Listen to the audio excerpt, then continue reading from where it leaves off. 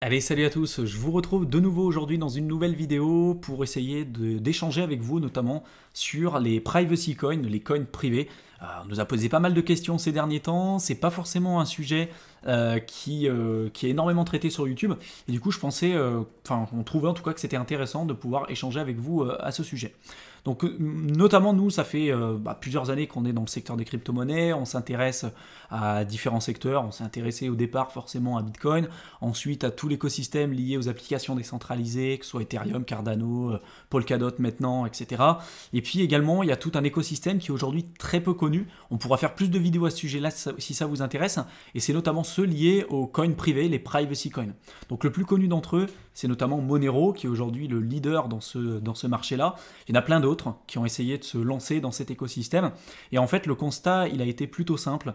C'est-à-dire qu'on disait que Bitcoin, malgré tous les avantages qu'il peut avoir et toutes les caractéristiques qu'il a un inconvénient, c'est qu'il n'est pas aujourd'hui fongible. Fongible pourquoi? Puisqu'on a un suivi de toutes les transactions qui ont été effectuées depuis en fait la création et la mise sur le marché de ce Bitcoin là. Je m'explique.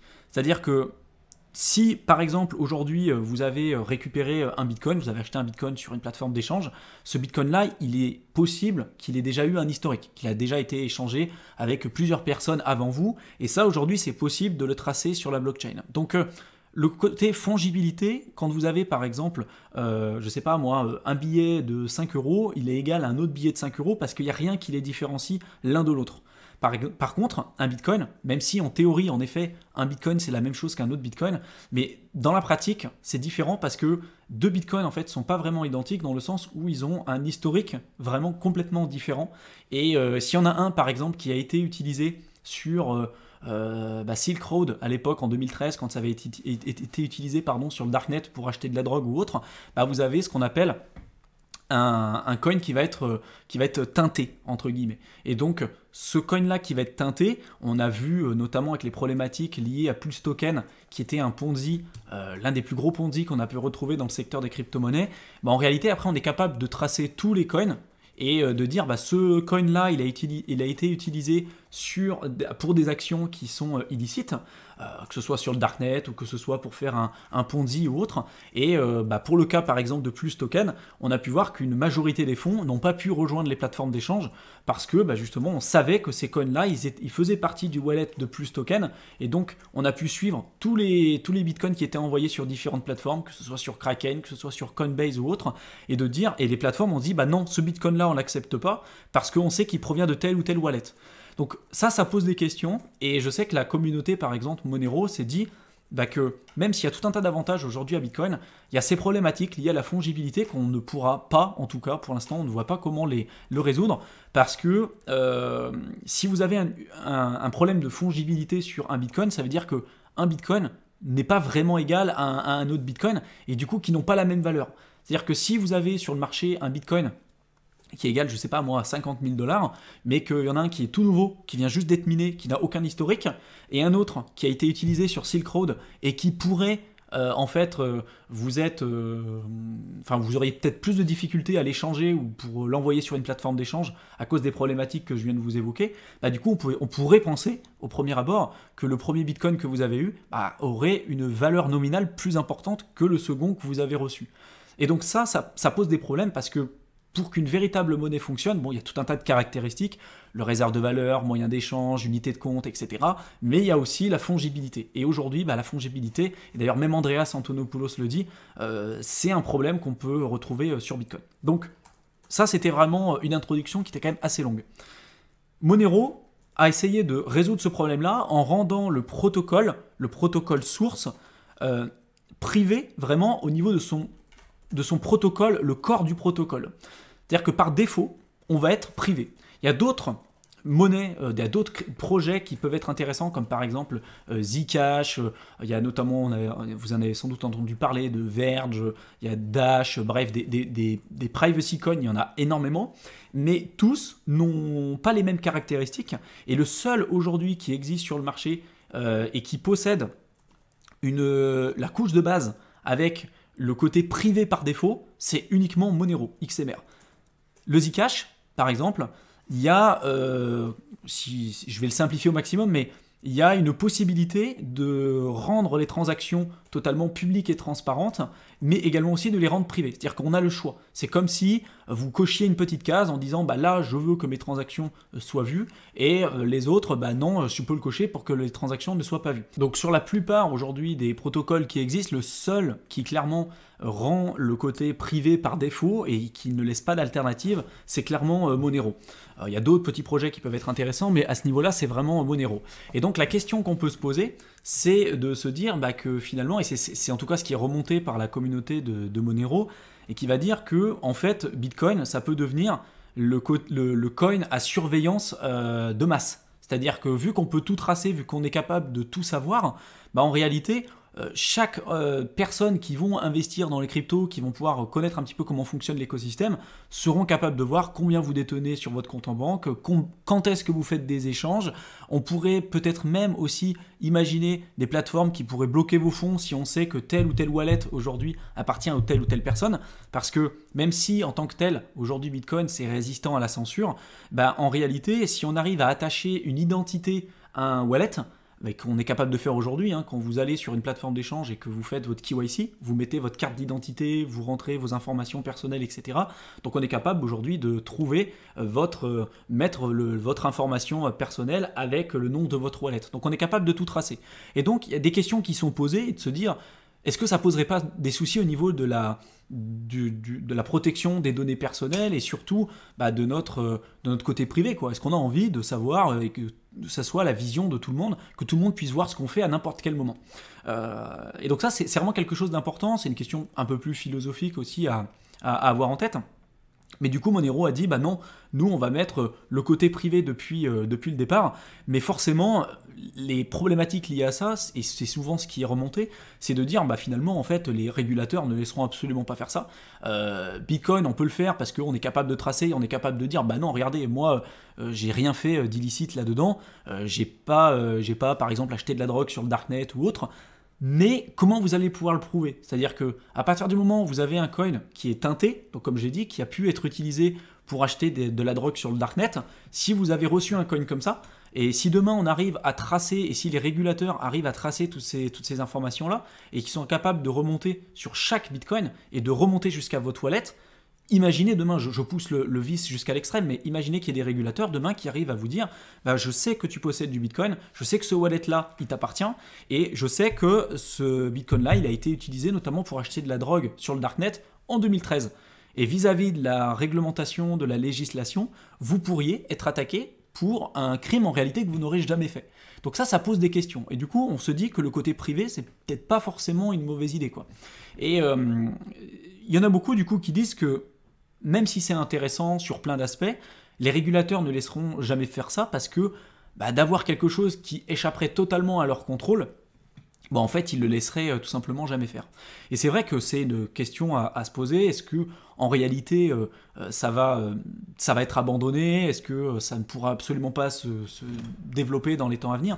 Moi, j'ai plusieurs questions et je vais pas pouvoir vous donner la réponse. Hein. Je vais pas vous dire c'est comme ça. Hein. J'ai pas la réponse là-dessus. C'est simplement une réflexion ouverte que je voulais partager avec vous.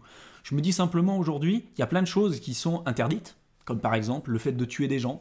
Dans plein de pays, la prostitution, c'est interdit. Le trafic d'armes, c'est interdit. Le trafic de drogue, c'est interdit. Pour autant, ça fonctionne toujours. Pour autant, il y a beaucoup de personnes qui continuent de faire fonctionner toutes ces problématiques-là. Et du coup, est-ce que le fait de rendre quelque chose d'illégal, ça va forcément faire en sorte à ce que ça arrête tout simplement ce processus ou cet écosystème? On l'a vu par le passé, hein. Le fait d'interdire la drogue, ça n'a jamais arrêté la drogue de fonctionner. Le fait d'arrêter et de dire que le meurtre c'est illégal, il y a toujours des meurtres aujourd'hui. Bref, vous voyez que c'est pas une réponse et pour moi c'est pas une fin en soi. C'est-à-dire que le fait de l'interdire, ça peut limiter l'adoption parce que forcément les personnes lambda, elles n'auront pas envie d'être hors la loi. Mais pour moi, c'est pas pour autant qu'on va complètement arrêter et que cet écosystème-là ne sera pas amené à se développer. Ça, c'est un premier élément de réponse. Le second élément de réponse aussi que je voulais donner, c'est, on peut très bien dire, bah oui, mais par exemple sur les plateformes, aujourd'hui, on voit que la plupart des privacy coins sont en train d'être délistés. Donc en gros, si on voit que tous les coins sont délistés de toutes les plateformes d'échange, que ce soit sur Kraken, Binance, Coinbase, etc., on sait que les plateformes d'échange aujourd'hui qui sont plus communément utilisé, il y a un CEO, il y a un siège social, et donc les régulateurs peuvent très bien aller toquer à leur porte en leur disant « Mon ami, tu vas supprimer tous ces privacy coins, et si tu le fais pas, on te met la clé sous la porte, ou tu vas aller en prison. » Donc forcément, qu'est-ce qui s'est passé quand il y a eu ces problématiques-là? La plupart aujourd'hui des grosses plateformes, elles ont délisté toutes ces crypto-monnaies-là, parce qu'elles ne voulaient pas avoir de problème liés aux régulateurs. La réflexion que je me fais sur cet aspect-là, et encore une fois, j'ai pas la réponse, c'est une réflexion que je me fais. Je me dis quand même que l'objectif et la mentalité qui se cache derrière, et la philosophie qui se cache derrière l'écosystème crypto de manière générale, c'est de décentraliser un maximum aujourd'hui d'actions, quoi. Bitcoin, on a par exemple, la première application, c'était le fait d'échanger de la valeur les uns avec les autres. Donc Bitcoin électronique, peer-to-peer électronique cash system. Donc on voit de plus en plus que Bitcoin se voit comme une manière décentralisée de préserver son pouvoir d'achat et préserver sa valeur. On le voit qu'il évolue de plus en plus comme étant une réserve de valeur, mais une réserve de valeur décentralisée. Ensuite, on a eu Ethereum avec la mise en place des contrats intelligents et des applications décentralisées. Donc là, avec l'explosion de la DeFi, de la finance décentralisée, etc., on essaye de décentraliser la plupart des actions et des instruments financiers qui existaient aujourd'hui dans la finance traditionnelle. Donc, de manière générale, avec tout ce qui existe, on essaye d'éliminer l'intermédiaire au maximum et de créer de plus en plus de décentralisation. Dans mon propos, ce que je veux dire, c'est que pourquoi on aimerait créer de plus en plus de décentralisation et pas pour autant essayer de décentraliser au maximum aussi les plateformes. Je veux dire, aujourd'hui, Binance, c'est la plateforme qui est la plus utilisée, il y a Kraken, il y a Coinbase, etc. Mais on voit que les plateformes décentralisées, comme par exemple les plateformes d'échange décentralisées, je veux dire, on a le cas d'Uniswap, on a plein de DEX aujourd'hui qui apparaissent, et pour moi, l'avenir de la crypto se situe plutôt là. Alors, on a le discours de dire que tant que c'est pas user-friendly, tant que c'est pas simple d'utilisation, qu'il n'y a pas vraiment une bonne adoption de ce côté-là, ça risque d'être compliqué pour monsieur et madame tout le monde d'utiliser ça, ce genre de protocole-là. Mais pour moi, l'avenir de la crypto, il est plutôt au niveau des plateformes décentralisées. Et du coup, aujourd'hui, c'est possible d'aller toquer à la porte d'une plateforme en disant « Hey Binance, s'il te plaît, tu délistes Monero ou tu délistes je sais pas moi, le Zcash ou autre, parce que justement, il y a un siège social, il y a un CEO, il y a des personnes derrière. Et à partir du moment où c'est un protocole, où c'est une plateforme d'échange qui est totalement décentralisée, vous allez toquer à la porte de qui? De personne. Donc en fait, à partir d'un moment, je me dis, cette problématique-là, certes, aujourd'hui, elle peut exister, il y aura une baisse de liquidité, mais ça sera que sur le court terme, parce que pour moi, l'évolution du secteur des crypto-monnaies, c'est vers une évolution de la décentralisation. Et donc, si on a de plus en plus de plateformes qui sont décentralisées, je vois pas pourquoi on continuerait de penser qu'on n'aurait plus accès en fait aux privacy coins, parce qu'on pourrait très bien penser que ces privacy coins pourraient être sur aujourd'hui des plateformes décentralisées. Et d'ailleurs, c'est le cas. Aujourd'hui, on prend le cas de Bisq. Bisq, c'est une plateforme qui est décentralisée. Vous pouvez très bien acheter du Monero sans aucun souci, et bonne chance pour essayer de délister de Bisq. Alors en effet, c'est très peu connu, c'est pas du tout aujourd'hui user-friendly, si vous êtes débutant, je vous invite vraiment pas à utiliser ce genre de plateforme-là, mais dans les années à venir, je pense que ça va aussi pas mal se démocratiser, et je pense qu'on pourra aller vers une adoption comme ça dans les temps à venir. En plus de ça, ce que je voulais rajouter, c'est que, par exemple pour le cas de Monero, ils ont essayé et d'ailleurs ils ont fait une levée de fonds qu'ils ont réussi, et ils sont en train de bosser sur de l'atomic swap. C'est-à-dire que même s'ils arrivent à empêcher, dans le pire des cas, ils arrivent à empêcher le développement et la mise en place des plateformes décentralisées, même ça, en fait, en réalité, on n'en aura pas besoin, parce que l'atomic swap, c'est le fait de pouvoir échanger un coin ou un token vers un autre coin ou un autre token d'une autre blockchain sans passer par une plateforme d'échange. Donc, je vous en avais déjà parlé avec notamment l'Atomic Wallet. C'est-à-dire que demain, je veux transformer mon Bitcoin en Litecoin. Je peux très bien utiliser l'Atomic Wallet et faire un Atomic Swap, d'échanger mon Bitcoin contre du Litecoin sans passer par une plateforme d'échange telle que Kraken, Coinbase ou autre. Je fais simplement un swap d'une blockchain à une autre.